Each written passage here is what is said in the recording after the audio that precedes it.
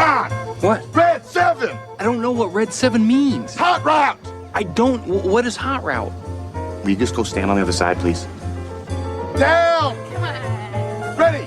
Down! Set! Hut! Hut! Hut! Hut! Hit me! Booyah! That's what we call a sack lunch. Nom, nom, nom, nom, nom, nom. It's time for the Soonerscoop.com postgame show presented by Eskridge Lexus in Oklahoma City.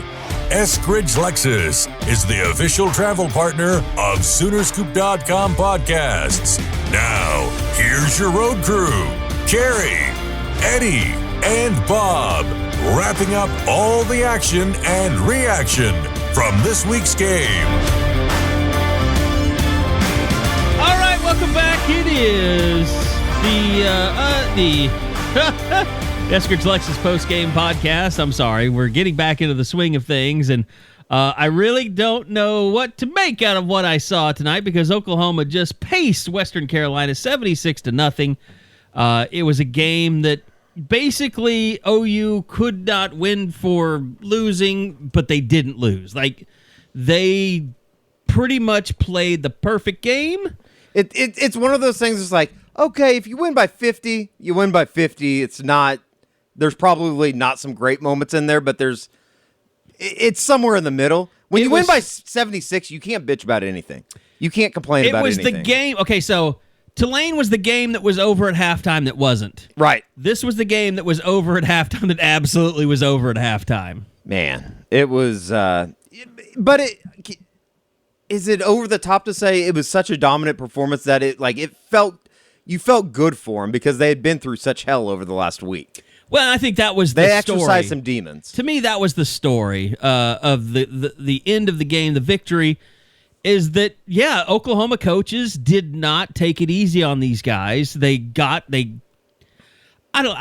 having a real problem with the use of ass in college football, whether it's Ed Orgeron or others. Like, it's I'm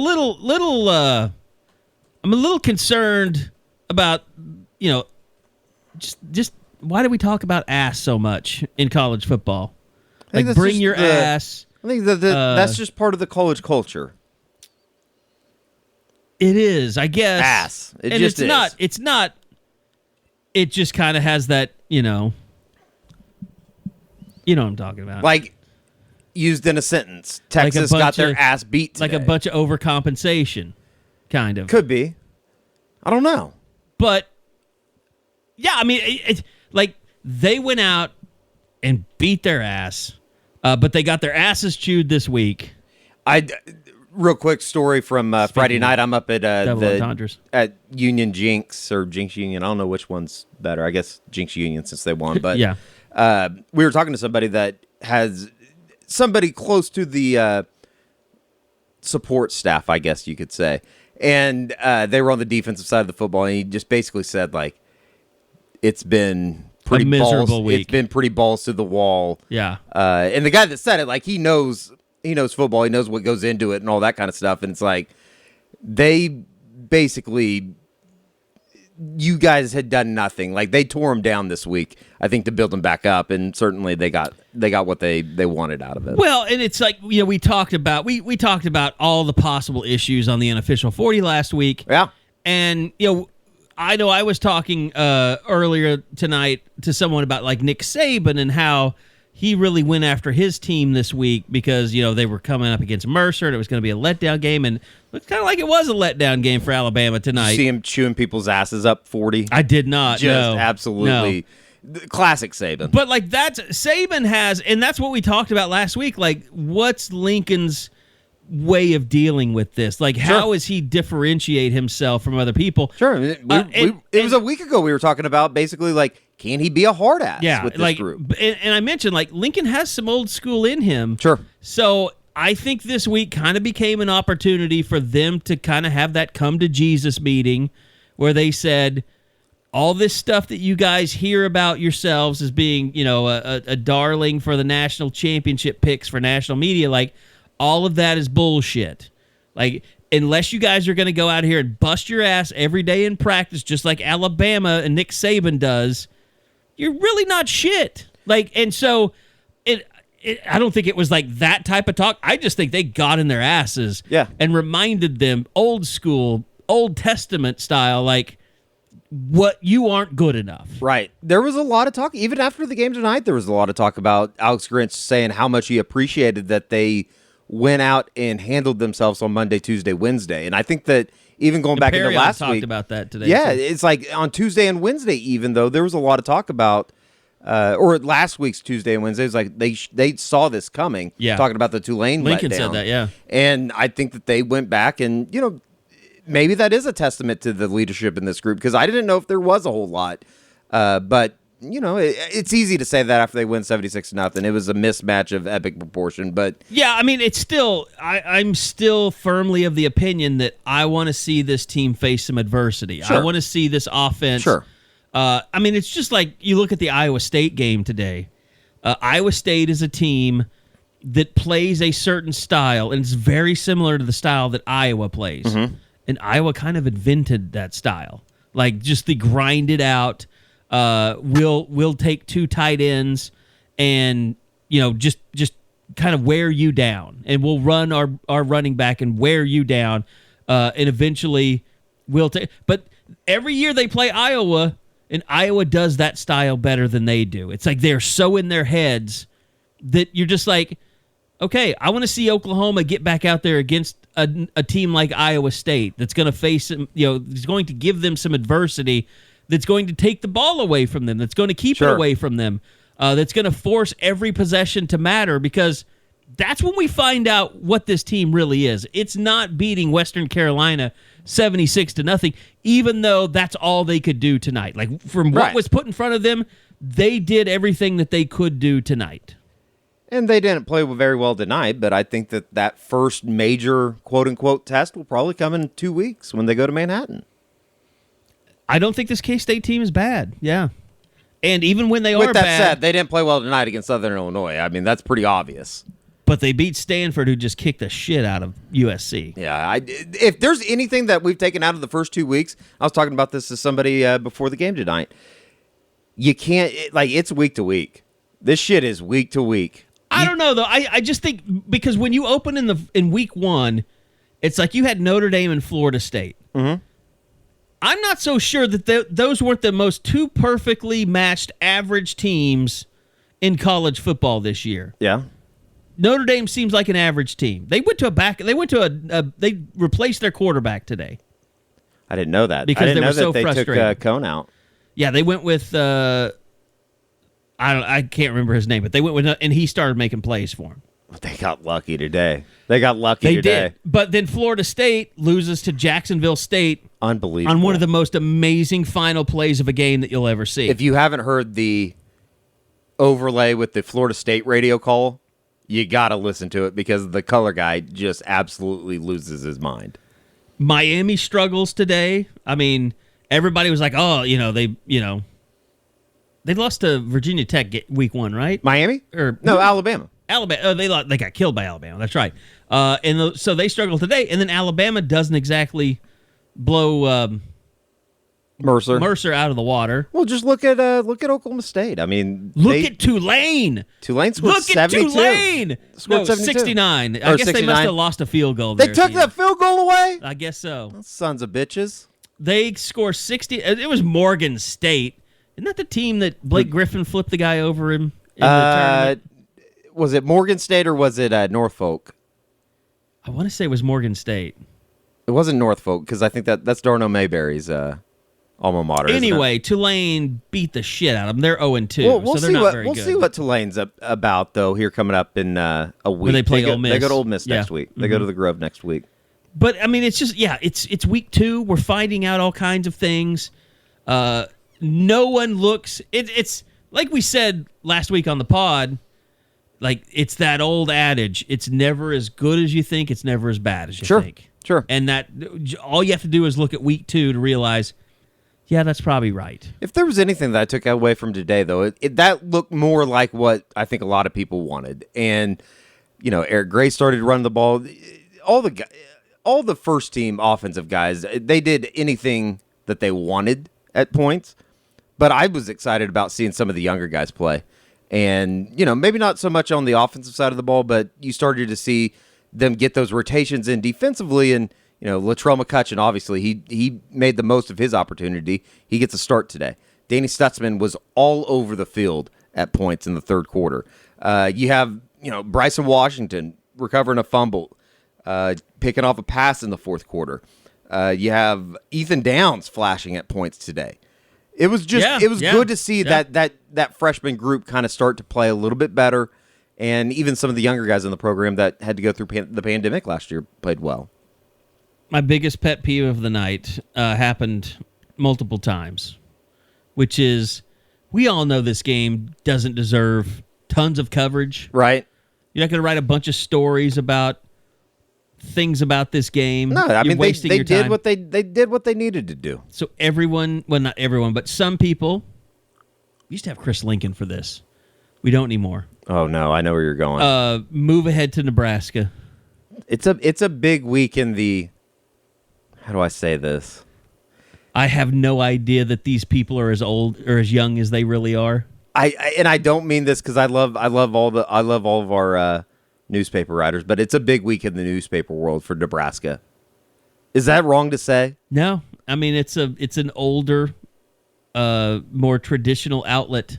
And I know we'll talk about it on the unofficial 40, but like my memories of OU Nebraska are those Scott Frost teams and the Eric Crouch teams coming in and just beating the shit out of Oklahoma. Getting the hell kicked out of Like him. I remember that 74-15 or 21 game. JT like Thatcher it was and yesterday. Seth Luttrell having to play running back and just getting murdered. Yeah, like just no competition.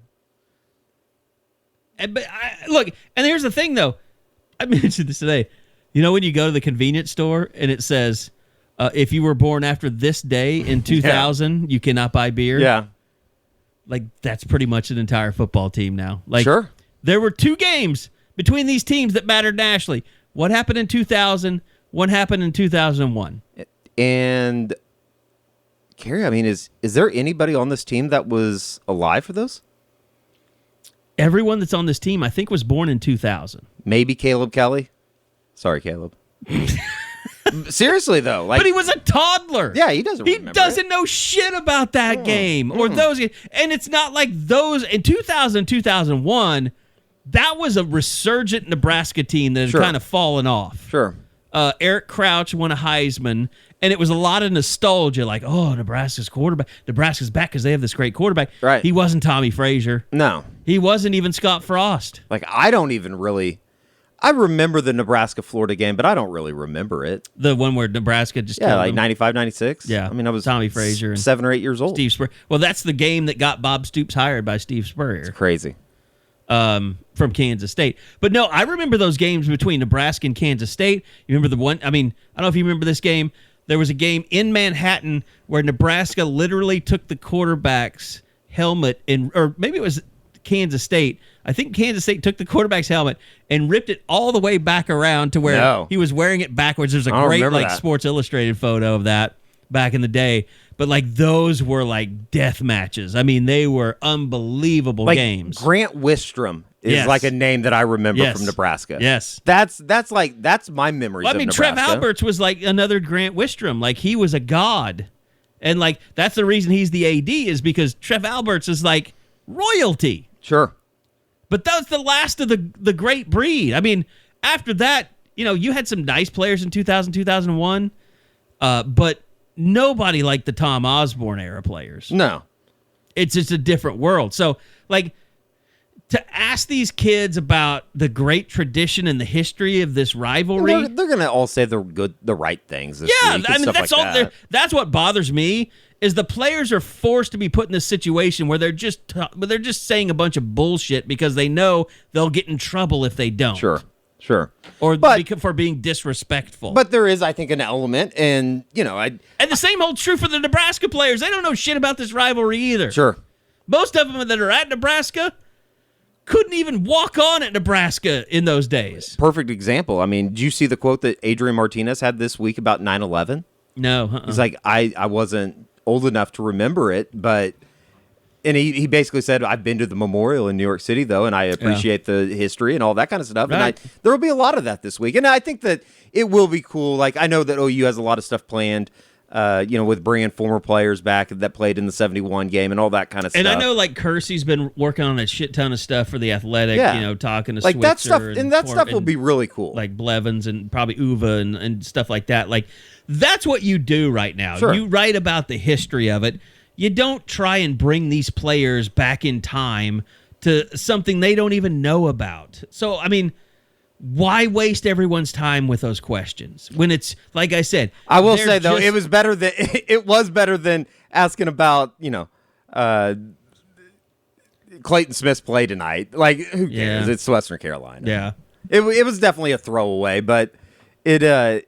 I mean, no, the only really questions to ask, like Todd Hudson, Jaden Knowles, they should have had the spotlight done. Sure. Jaden Knowles did get to talk to the media. Like, I don't afterwards. think that, and I was telling my dad after the game, it's like, I don't think those guys are necessarily going to be difference makers, but you could probably stick Jaden Knowles in there to pick up a couple yards if you really needed him to. Yeah. At some point in the game. And they in the did next go couple some with weeks. the double backfield with Jeremiah Hall, which I think is the first time we've seen that this year. He had the 7-yard carry. He had the red zone reception as well. But it was more about, like, it was kind of like what you were asking about after the game, Carey. It's like, it was good to see Jaden Hazelwood start. That has to be a 2 game touchdowns, that yeah. he gets some confidence out of. I know that. it's a nobody team, but He needed him that just kind of being stuff. able to score 2 touchdowns is big for him, Yeah, I think. and mentally. I think just like the stiff arm on the sideline over on the northwest side of the field, it's like he needs little moments like that to start building on top of each other. Right.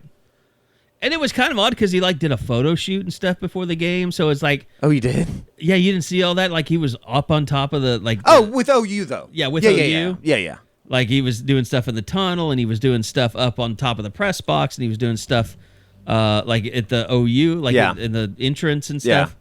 I don't know why they decided. I don't know why they decided to do that, but maybe you have a soothsayer. Is it a soothsayer? Is that someone that predicts the future? I think so. Yeah. Maybe just keep picking someone, and they're going to have 2 touchdowns every game. And I will say though, it was as much as it was good seeing Drake Stoops have a nice catch. Hell yeah, it was. It was good to see him out there. Welcome back, Drake Stoops. I heard Bob was on the broadcast. I don't know if He was on the anybody saw it. halftime deal. Heard he might have had a couple this afternoon.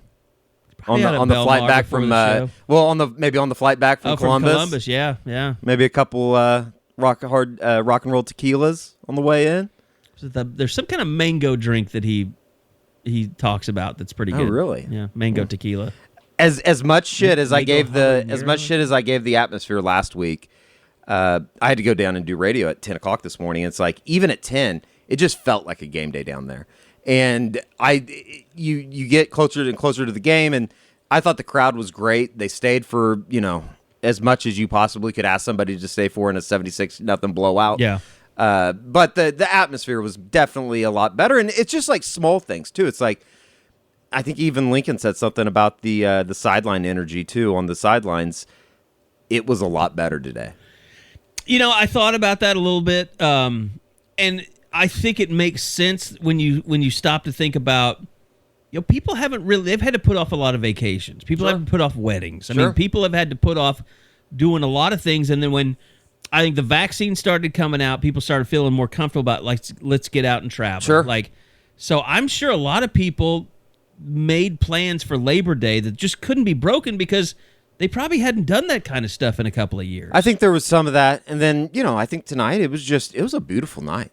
Like when the sun went down, it was beautiful out.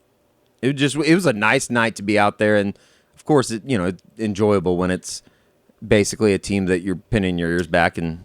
I think probably the only negative that you have tonight. Well, I mean, Caleb Williams had a beautiful throw that was dropped. That just dropped it right in the bucket. Was it Todd Hudson that dropped it? I think so. Yeah.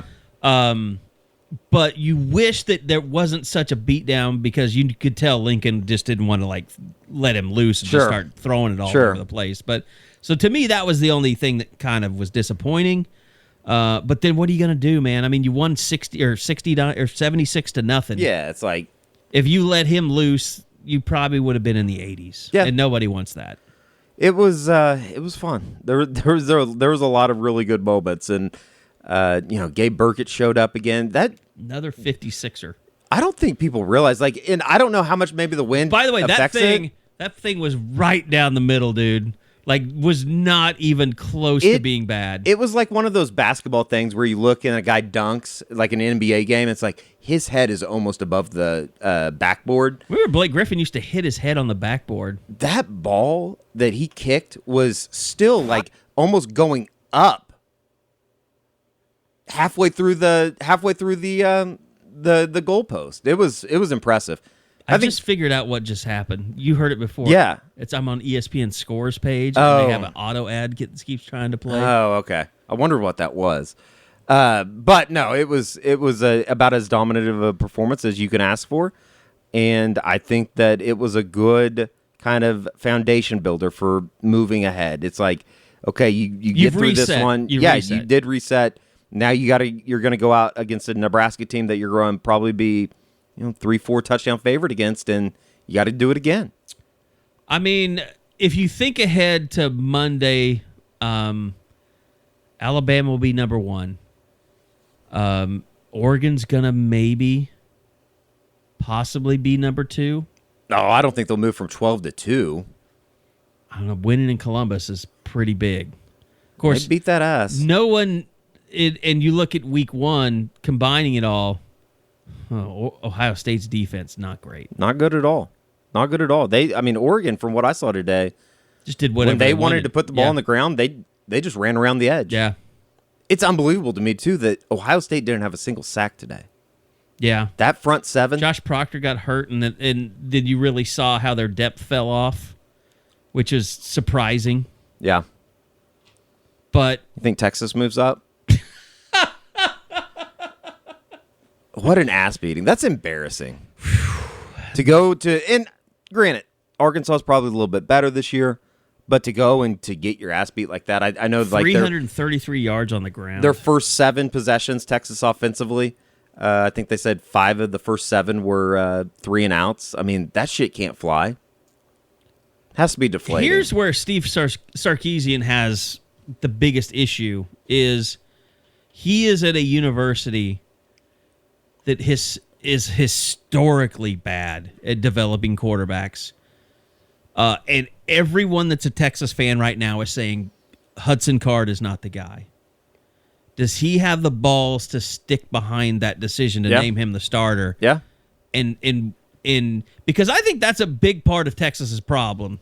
They have never been willing to put up with growing pains with quarterbacks, unless it was Vince Young, because that was the best they had. It's a talented team that is going to have to learn with Hudson Card. They're going to just have to go with it. Think of all the quarterbacks that they have just abandoned over the years, whether it's Swoops, Colt McCoy they never had to abandon, but pretty much everybody since then. They never abandoned Ellinger, and I'm not sure that wasn't the best decision. That was probably, that was like one of those things that was like, they were kind of making a bad decision, weren't they?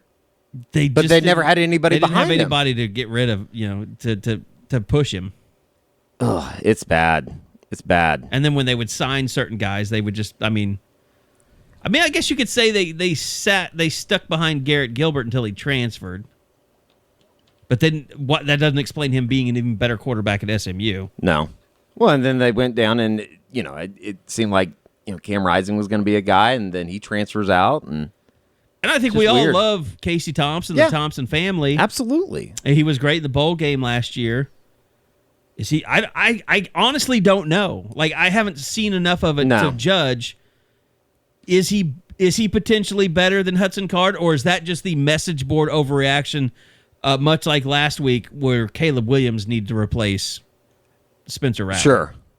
I think for 1 week, Spencer Rattler will continue to be the starting quarterback at Oklahoma. He's I think earned that right. He did look more comfortable today. And again, it's tough to look out and say, okay, Western Carolina, what did they actually try to force him to do? But he still had to sit back there and make some throws, and he made some really good throws at times. He did, yeah. And he stepped into his throws this week. He wasn't throwing off his back foot all the time. So, I think that talk with the defense also extended to a talk with Spencer about his mechanics. Mm-hmm.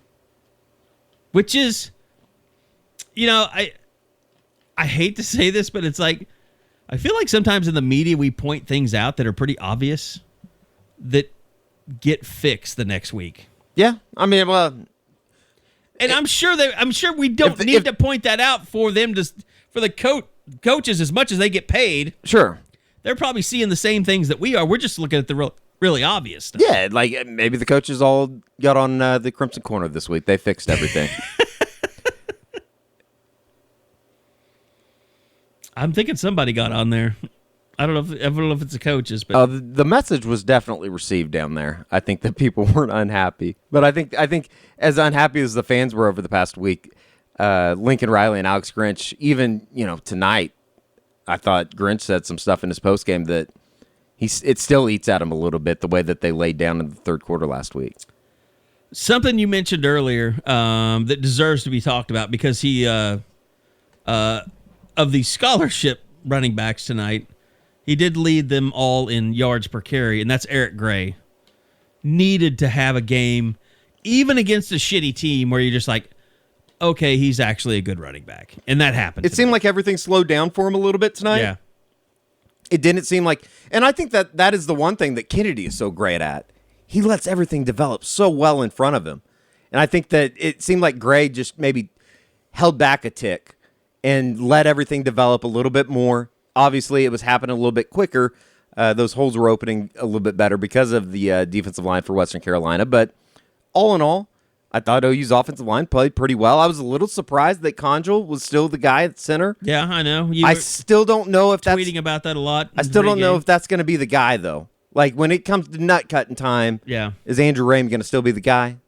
Yeah, because I'll say this. I mean, from everything that I've heard, they were very upset with Andrew Rame about the whole COVID situation for whatever reason. I don't know. I would assume he's probably unvaccinated and that they're not happy about that because you're a guy that is snapping a ball to your most important player every play. Like, that's how I would feel. Like, if you're an employer, if you work for a big company like I do at the radio station, you have no choice, about that stuff. Yeah. It's like you just have no choice unless your choice is to walk away from your job. Yeah. If you believe that strongly in it. And I don't think that's going to happen. Well, you can't do that for a college athlete. No. But you can let them know we're not happy about this and it's affecting our evaluation of whether we want you to be the guy or not. I would imagine though that lesson or whatever you want to call it is probably learned at some point here in the next couple weeks though, and like you're not going to be trying to teach a lesson against Kansas State. You're not going to be trying to teach a lesson in the Cotton Bowl. By the way, I don't want you in my mentions about anti-vaccinations. I have several anti-vax friends. I've heard it all. There's nothing else that you can tell me. I don't fight with them. I just let them live their lives. I'm not here to I'm not trying to get political, but I actually enjoy the fact that no one is putting up signs saying that you have to do this or you have to do that, because I feel like now we live in a world where if I want to wear a mask into a store, I can. Sure. And I don't have to judge other people for not having a mask on because there's not a sign up that makes me feel mad at them. So I stay away. Like, I went into a convenience store tonight and there was a woman that had clearly had too much to drink after the game. Imagine that. And she wasn't mad or like yelling at anyone, but she was excitedly talking about she'd been to the Mont and obviously had several swirls. Mm-hmm. And she was talking about her day. But I was like, I did not want to be anywhere near that woman because I don't know who she's been near all day or if she's vaccinated. Like, not just like, COVID either. It could be anything. Syphilis. It could be any type of STD. She was not a bad-looking woman, she was with like a guy that looked half homeless. Oh. Maybe she picked him up. Maybe somebody's getting lucky tonight. Maybe somebody's getting lucky tonight. He was perusing the wine aisle. So. Good for them. Have a night. But no, I mean, I'm just saying, like, I'm accepting of all kind. It's not like I ran out of the store because there was a crazy woman just screaming. I'm just like, everybody live their lives. It's fine. So I don't need any anti-vaxxers coming after me. That's all I'm saying. I don't support you, but I also am not telling you what to do. They're probably muted in your mentions anyways. You won't see them. I don't know. I'm getting a lot of new followers, and I can tell that, I don't know, we probably wouldn't be friends in real life. And you know what those timelines are like. Oh, yeah. Oh, yeah. Sure. I'm not talking about just you're a little conservative. I'm talking, or a little liberal. Like, you're way over the line on both sides. You're extreme. Sure. Anyway, back to the football. We got semi-political on the pod.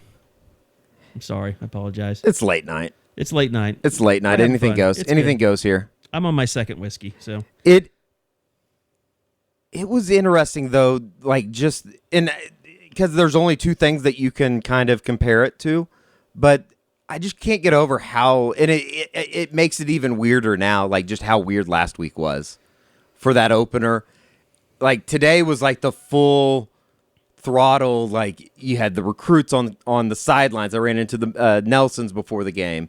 You had everybody getting in. You guys were talking about, like, Tommy Harris was with Dindy's family? Tommy Harris was hanging out with the Dindy family, and I don't know if they have already have a relationship. I don't know, because isn't Gabe's dad a preacher? And I know Tommy's real active in that stuff too, as well. I don't know that he's a certified minister, but I know that that's been a big part of his life. Yeah. But they definitely were down there, and they were having a good time. It was just cool to see everybody.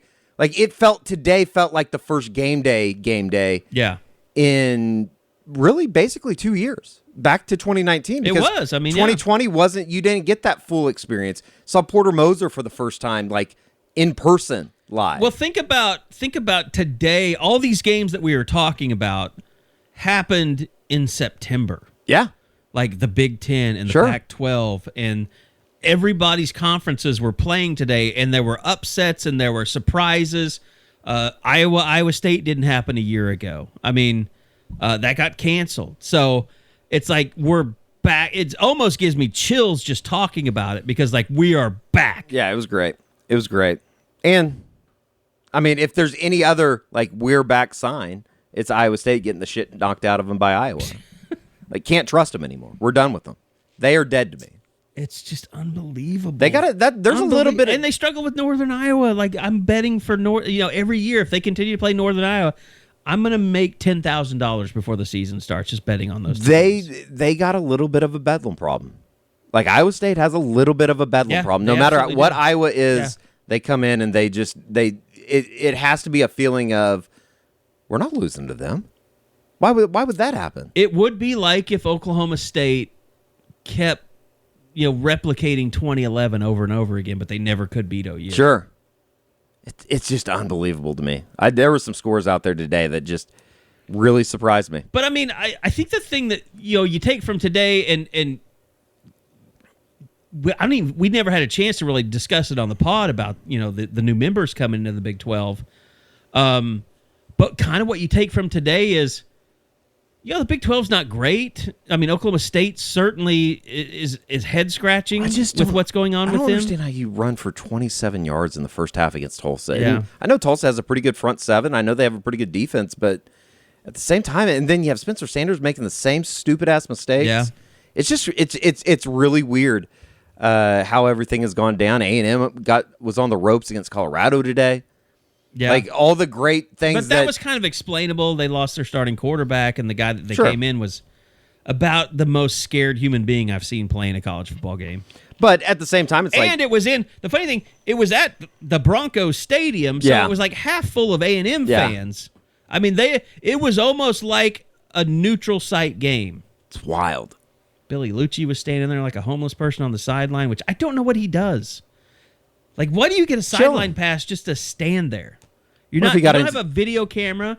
You're not doing anything. Like, you're not. I saw he went on a vision quest yesterday in the mountains of the Rockies. Maybe he was on a bad acid trip. He looks like a guy that's discovered, like, medical marijuana recently. All the way from College Station. Why would he have to do that, though? I mean, he could just call, what's his name? The guy that used to play for the Lakers that got arrested down at College Station, the white guy. Oh, that had the weed in his grinder. Yeah, the grinder in his carry-on bag. I can never remember his name. And God, I don't know why. And I'm not going to look it up. I refuse. He's a great player. He's a good player. No, he is. I think he got a big contract. Got a hot chick too. I mean, remember when he signed that When you play contract? for the Lakers, you got to. Well, he signed that contract, and then he and his girlfriend, Caruso, right? yeah, not Ryan Caruso, Alex Caruso? Alex Caruso, yes. No, but I mean, I don't know how much we learned about the Big 12 other than it's not as bad as we thought, but some teams are. Yeah, but then you have Or Kansas worse State than we losing to thought, Southern yeah. Illinois. You have Texas Tech losing to Kansas UTSA. State won, and then Texas Tech won. They did win, though. They did win. That's the opposite of. I mean, Texas Tech they're the only team that looks bad for winning, Sure. really. I mean, well, Oklahoma State and Texas Tech look Sure. bad for winning. and Baylor won easily. They won like 66-7 or something. But as good as lost the as other good as the night. Pac-12 looked with Oregon, you still had Washington going to the Big House losing today. Got their ass beat. You still have You have your bell cow and USC losing to Stanford horribly. BYU beating Utah. Yeah. Like it's just a weird collection so far. And like Cincinnati struggled for a while today, but you look at that final score, and you would never bat an eye. Like, who are they playing today? it was somebody not very good. I shut the ESPN thing off. I'm sorry, because the Murray it was State, making noise. 42-7. It was Murray State, yeah. It was like 7-7 in like the second. Everybody was panicking. Oh, really? It was. OU went out and took care of business, obviously, but I think that we're going to learn a lot more about this team. Like, if OU can go out and dominate a Nebraska team that obviously isn't very good, you look at the comparative scores. Illinois got their ass beat again today. God. If they can go out and do it again, though, then you go into conference play, and you start thinking, okay, can this group be for real? And I think the expectations kind of everything aligns back into what everybody thought it was going to be. I got a text tonight from our old friend Lindsay Lee, who used to work for us Yeah. at Rivals. She asked if we needed a photographer the week. I didn't want to get into the whole COVID. I can't get it. Like, she was joking around, basically saying, "I'm really not looking forward to this game next Sure. week." Like, that's to me the funny part about this is Nebraska fans. Will Nebraska fans travel down here? I think so. I mean, I think some will try and I think everybody kind of knows buy the up those score, tickets. right? I mean, I think it's more of an experience. It's technically a sold-out game already. Yeah, so. I think it's technically more of just an experience. I mean, like, how many Nebraska fans would just like to come to Norman because they haven't been here in 10 years? Mm-hmm. Probably a lot. Lincoln's a cool town. I'd go back to Lincoln to watch a game. It's one place I've never been.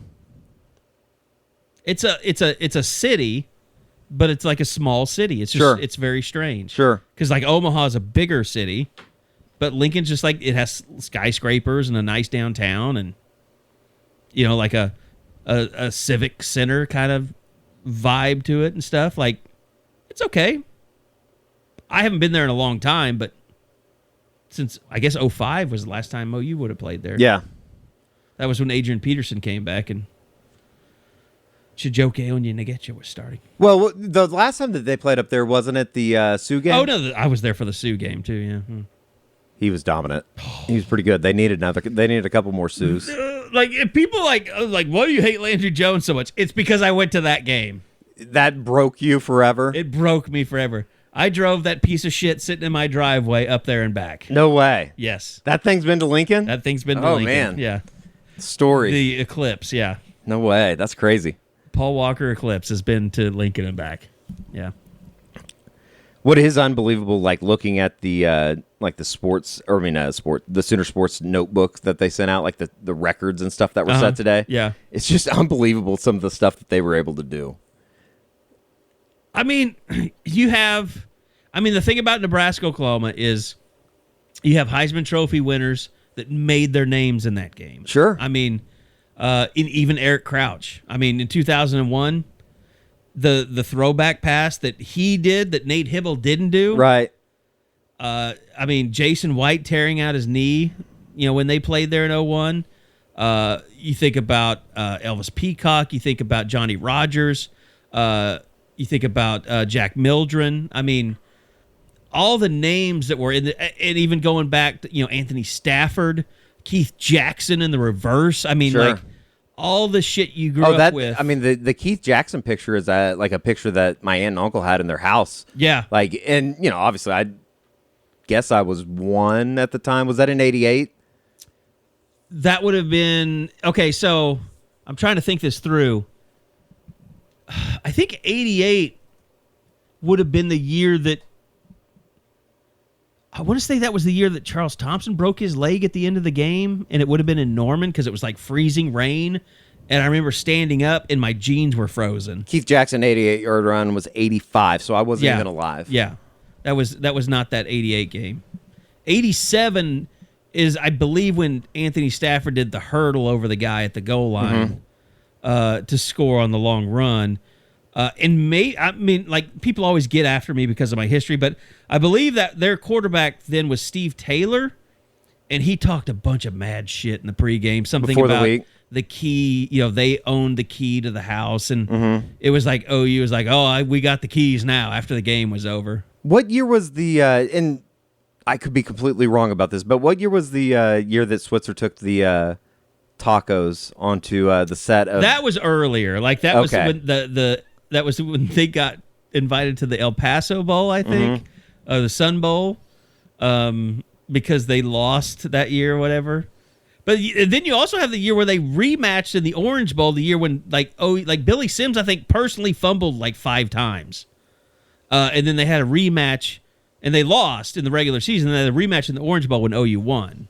Like, that's how big that rivalry used to be. Like, it was so good. They had a regular season game, and then the bowl committee said, we want these two teams back to play another game. It's insane. It's insane. I can't wrap my head around that. Can you imagine that happening now? I mean, it could happen. I guess we technically get, like, OU Texas was a pretty big deal when they played again in the Big 12 championship, but that wasn't, that's not two groups of people saying we want you guys to play again by any means. Right. In a game that had already been decided. Sure. I got some pretty cool stuff from my uncle because he played in the 71 game, and I'll put it on the board and I'll tweet it out this week, like old newspaper clippings from like the day before the game. The preview for the game. Yeah. It's really cool. You do have some cool old shit that your uncle get you. Yeah. It was cool. And it's always been cool to like listen and talk about stories about that. We probably need to like reproduce that shit for like NIL. Like I've always thought like you should, like there's a t-shirt company that does that now. Cause I see like what's his name? EDBS. It's Spencer Hall. Mm-hmm. He's always retweeting this t-shirt company that finds old vintage like programs and t-shirts and reproduces them on t-shirts and resells them. That's pretty cool. It's really cool. Yeah. But there used to be, I remember there would be like vintage stores that would have like, old OU memorabilia. It was like the front page of the Oklahoman. Like that's actually, okay, I'm going to issue this challenge. Like if you have like really cool like 50s and 60s memorabilia, I don't want you to give it to me, but I would like pictures of it. Like send that to me, and we'll see about reproducing it, like for t-shirts. A lot of it's going to have like little red stuff in it that's going to be culturally insensitive. Yeah, I didn't really think about that. That's all right. That was the first thing that flashed through my head. Can't change history. Yeah. So you can get in trouble for it now, though. Yeah, probably so. But yeah, anything non-Little Red, even if it has Little Red, I'd just like to see it. Yeah. Just for reference. No, it's just cool to see. We could like make that a thing, like a feature on Sooner Scoop. Like, this is what merchandising used to be like back in the day. Sure. I think people would enjoy that. No, that would be really cool. So yeah, see Murdoch at Soonerscoop.com, Carey Murdoch at Yahoo.com. Hit me up. Love to see it. Ask your parents about it. See what they got. I'm sure that there's a lot of stories to be told about these old OU Nebraska matchups. And like the programs used to be like that too back in the, like you've seen the old programs. Oh yeah, sure. I had the that program that we took up to Columbus with us that I had the picture with. But like that the put old the two programs together. Yeah. But like the old like East Coast programs and stuff, like Syracuse and Rutgers, like that shit used to be wild. Yeah. Especially like all the Florida stuff, the Gators and all that stuff. What they'd come up with. They had some pretty sweet stuff. They had some good stuff. So yeah, Nebraska's going to be fantastic for a lot of us. It's going to be fun to, and that's the thing. Like that's what I'm getting at. Like there's so many stories to talk about with OU Nebraska. The players aren't going to give you that. Yeah, it's going to have to be a lot of outside people, not within the program. I wish Yeah, I wish that was more of what I did these days, and I could. Spend time doing that. Think about like Lincoln Riley. Really, I mean, he was probably what is he now? He's 38. He just turned 38. Yeah, so he would have known the 2000 stuff, but that's about it. Yeah, even the stuff before that, it's like he's still learning about it, and I'm sure that he's had talked with Coach Switzer and everybody that has been a part of those games. But at the same time, it's like it's still distant to those guys. Well, I was like, I was telling someone that didn't know, like, that is an OU fan, but, like, they don't really keep up with the day-to-day stuff. And he was kind of incredulous when I told him about the whole players having to be retaped in the second half against Tulane. And he was, like, beside himself when I told him We have no tape gate this week, by the way. Yeah, no tape gate. Oh, it's really? Good. It's good? I think we're all good on that front. And I knew I knew the joke to use with him. I said, "Yeah, they need to stop bringing in these special guest announcers and have Barry Switzer come in and explain to them how it is that you have to play in order to be eating a hot dog on the bench in the second half." Sure, like, that's the thing that they need to. And he thought that was the best joke ever. So no, I mean that stuff was concerning, but it gets covered up when you play like you did, and they certainly, I think that whatever the message was. It was communicated well, and I think that even like I said, Carey, it's like going back into the pregame what was it, stuff. minus 4 yards rushing at halftime? Yeah, I think it was something around that. And a lot of that was probably because of sacks and stuff, but at the same time, I think that message was communicated well enough to say, whatever you guys did last week in the second half is not only is it unacceptable, but that shit just can't happen. I don't care if this is a Division II game. Like, that's stuff that doesn't happen on big-time program sidelines. And I think that it all got kind of taken care of, and everybody was in a better mood today. It just felt like everybody was a little bit more keyed in this week. I think it was enough of an issue in a lot of different areas that everybody kind of had to take responsibility for what happened. No, I think there was a lot of looking in the mirror moments this past week. By the way, I don't even know that we need to worry about PFF grades this week. If you just look at the tackle chart on defense, like all you need to know is Danny Stutsman led the team in tackling tonight. Carey, I was cutting up the all the video after the game before I came over, and it is literally almost every other play that Danny Stutsman's a part of it. Hopefully the shoulder thing or whatever is going to be checked out and going to be okay, but elbow, I think it was. They said elbow? Well, that's what.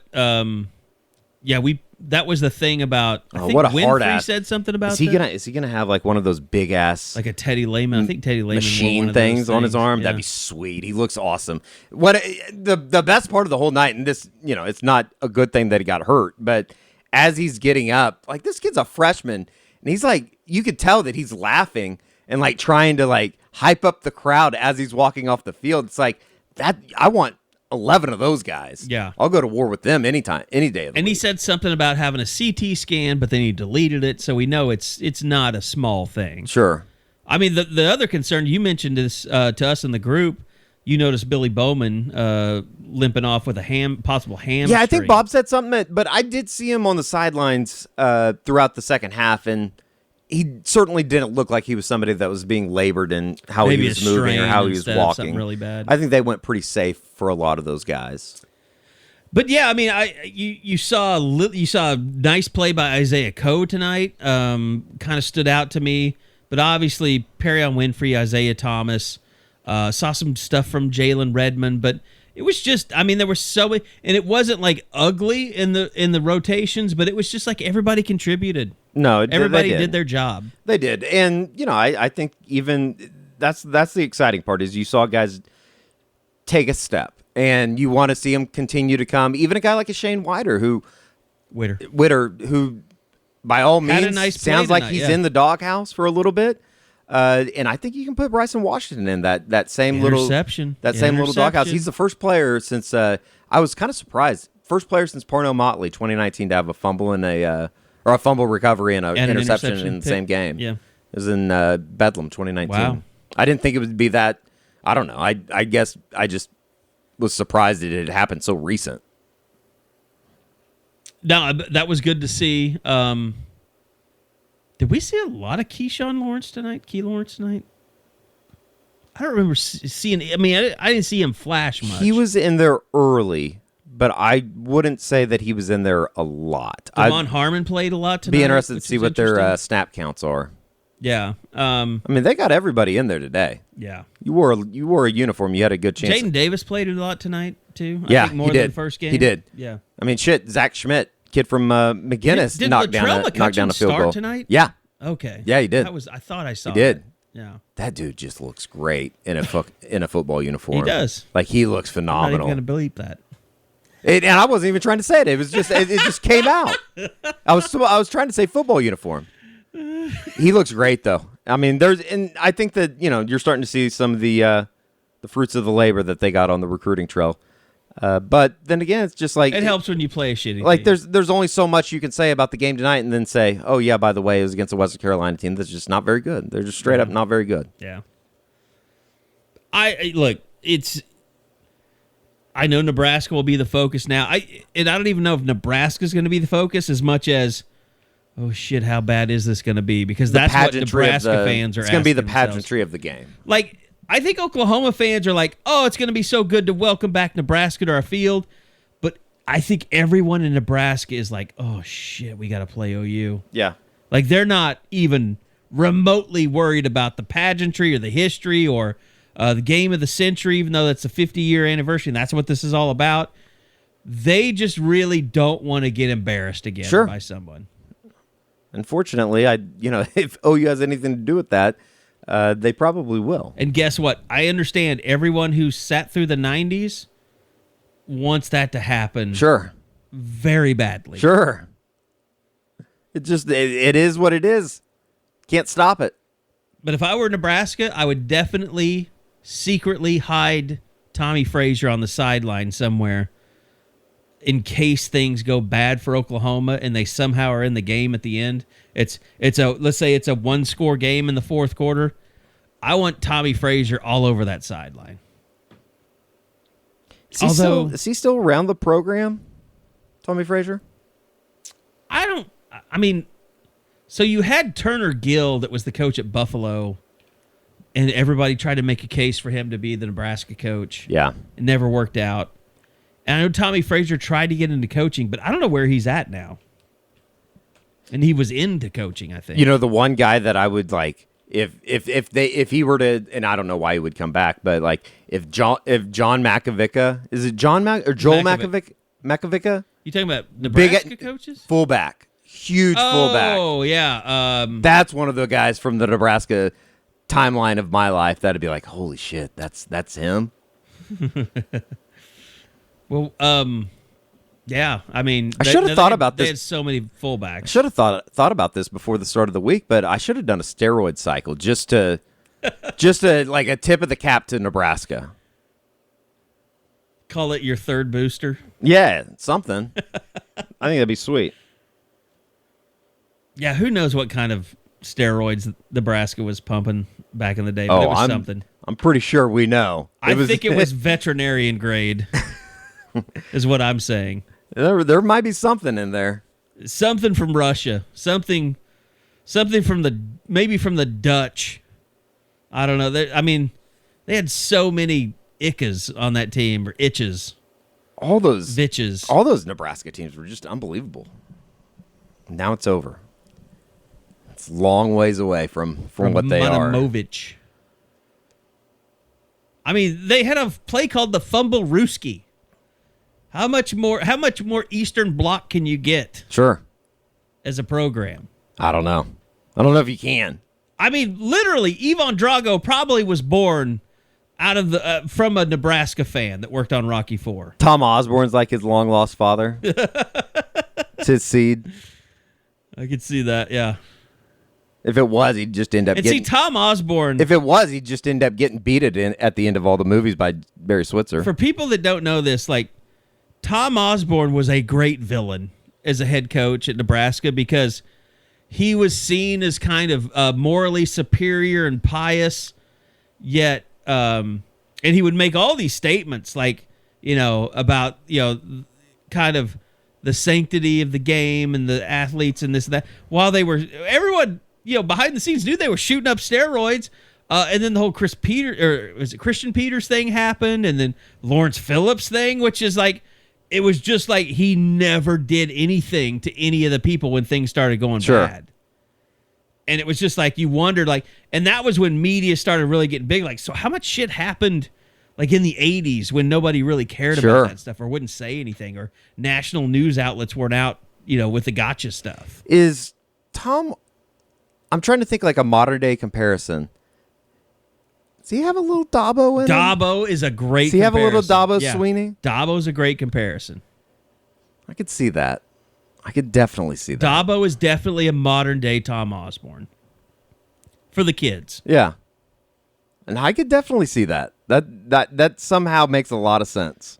And I mean, others have tried, like, I don't want to get in a fight with anybody, but I don't even know his name anymore. It's been so long. The coach at Ole Miss in Arkansas, Houston Nutt? Houston Nutt I think he was kind of like a little bit of a wannabe Tom Osborne. I heard he But was trying to get the enough. UConn job. God, I hope he's still not trying to get jobs. Supposedly he's like calling around to high schools. I don't know if that was a joke that I saw on Twitter. Maybe it was. It probably was. They didn't do so well without Randy Edsall today. They got shut out. They just need to disband that program. That's a dead program. I think we saw the last time that thing was ever going to be anything. Oh, that Fiesta Bowl. Yeah, that Fiesta Bowl was one of the worst bowl games that we've ever covered. I mean, one of the biggest mismatches. I've heard that everything that anybody has ever said about Randy Edsall, though, is he's just a terrible, terrible human being. I think that's true. Absolutely. All right, so moving on to Nebraska. Still a couple more weeks here at home. Yeah, it's crazy that, like, and I was telling some buddies about this. We talked about this on the Unofficial 40 this past week. It's like, everybody bitches and complains about not having football, and now you look up and he only has 5 home games left. It's sad how quickly that thing goes. Yeah. And it will. It'll be really quick here over the next 2 weeks, because then you look up and they only got 3 games left. Yeah, once they play Nebraska and West Virginia, 3 games left. Thankfully, one of them's Bedlam. Sure. Well, no, they're good. They go to they go to Stillwater this year. They do, don't they? They don't go to West Virginia or Iowa State, which is good for us. No, but I will say this, and last thing I'm going to touch on when we get out of here, but all the stuff that happened with the Big 12 this week, and we'll talk more about it on the pod, the Unofficial 40 this week, but I don't know why, but I think you have to kind of draw a line, like, where do you stand on this? I think I'm going to root heavily for Big 12 teams when OU goes to the SEC. Because, I mean, there's going to be so much coverage in our area, and we're on the radio, so we're going to have to talk about it. It's just going to be weird that, and I still don't think it's sunk in that when all this does happen and OU's playing in the SEC, like, we're not going to be in that Big 12 bubble anymore. I think I might care more about Big 12 college football than I do the Thunder when it comes down to it. I think it might go like, well, of course, my profession is OU, so you have to care the most about that. Sure. OU in the SEC, Big 12, and then I think Thunder will be third on my list. Especially, we'll see if they start playing better. Yeah, you'll if they care get about like them. a Kevin Durant and a Russell Westbrook. Well, they already got one. They got Poku. No, they got Poku and homeboy from Josh Giddey. Josh Giddey. Yeah. Now, if Josh Giddey becomes like Luka Light, you may have my attention again. But right now, you're third. What about SGA? I love SGA, but he's one man. Yeah, that's true.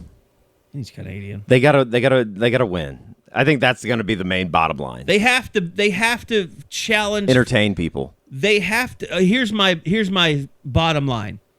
You have to get a 4 seed in order for me to care more about you than the Big 12 without OU.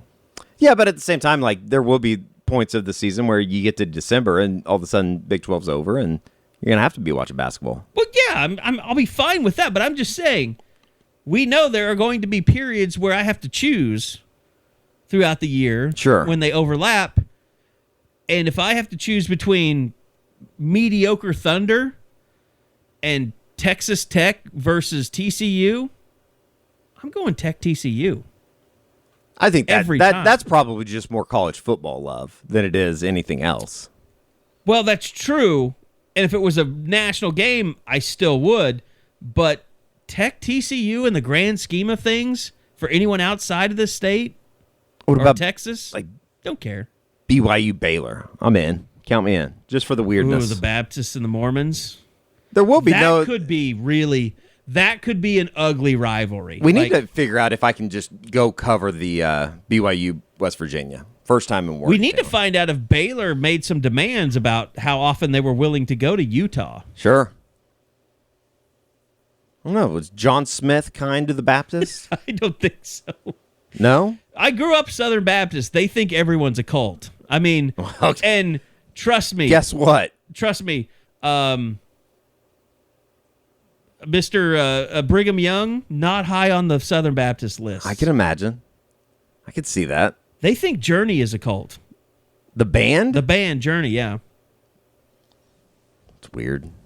They got some devil imagery apparently. Like So they're not like big that Kiss fans bug either, thing I'm is guessing. like Egyptian or something for the devil. I don't know. God. They have all kinds of weird stuff. Have you had any conversations with anybody this week just as far as like I think that the main question for Oklahoma fans is does this accelerate OU's movement to the SEC? Like, do you ever see OU playing in a league where the 4 teams are in? I'll tell you this. I have not had discussions about it because I'm very hesitant to think that this is anywhere near being resolved. And I saw that Brian Davis of the Austin American Statesman had said that people in Texas are being quiet about it. Mm-hmm. And once that happened, I was like, yeah, everybody's still lawyering up on this deal. Sure. And when I saw BYU say they were coming in 2023, I was like, okay, well, they must be close to a negotiation period if they're willing to come out in their announcement and say we're joining in 2023. They wouldn't. But then it came out that the other schools might not join till 2024. And then I was like, okay, they're still playing the game here. How would that money situation work with television contracts if it goes down? I mean, there's no other way to say. I mean, they get paid what they were, but now they're splitting it between 12 teams instead of 10. Right. So it goes down. But here's the thing that I find most interesting about all of that is just that I think Andy Staples wrote about this first.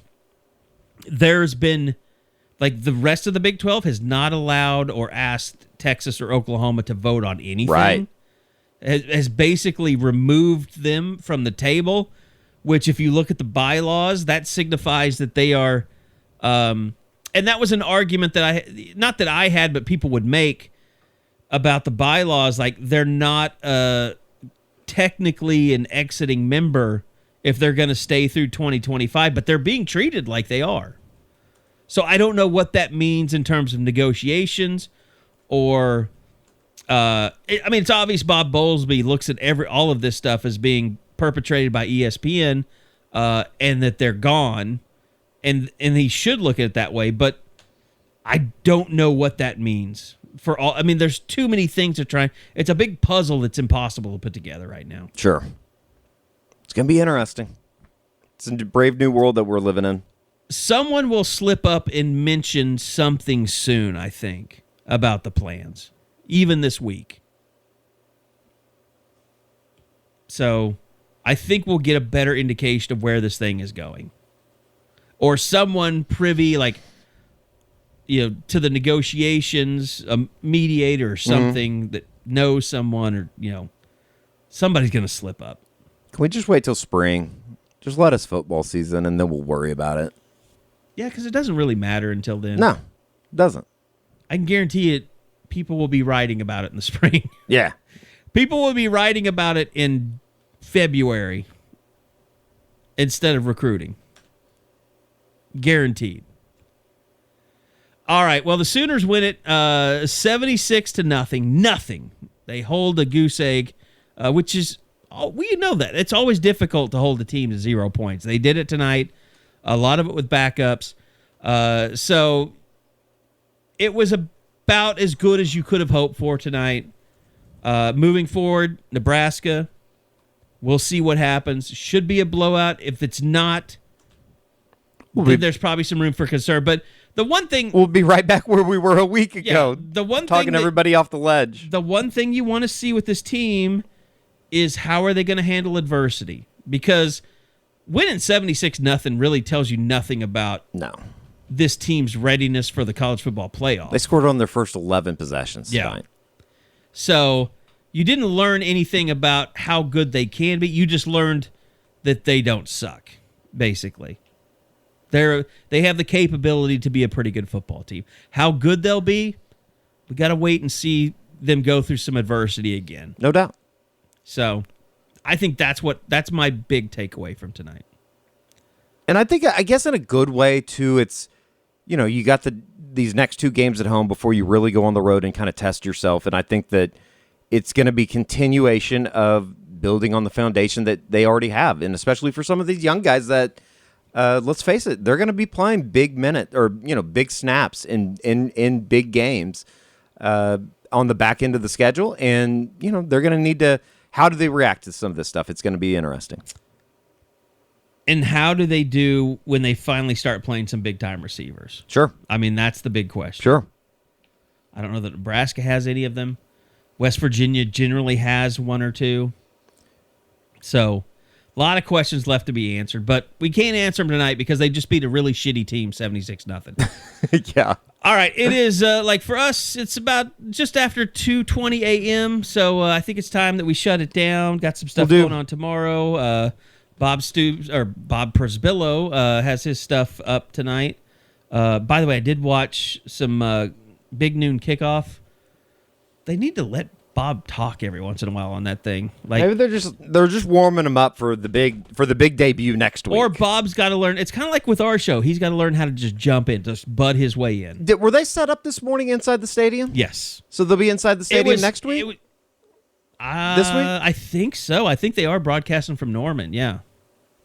I wonder where they'll be. That'd be cool. Well, Ohio State's field is so huge on the outside. That's what I'm saying. It's like there's not really any great place to put it in Norman.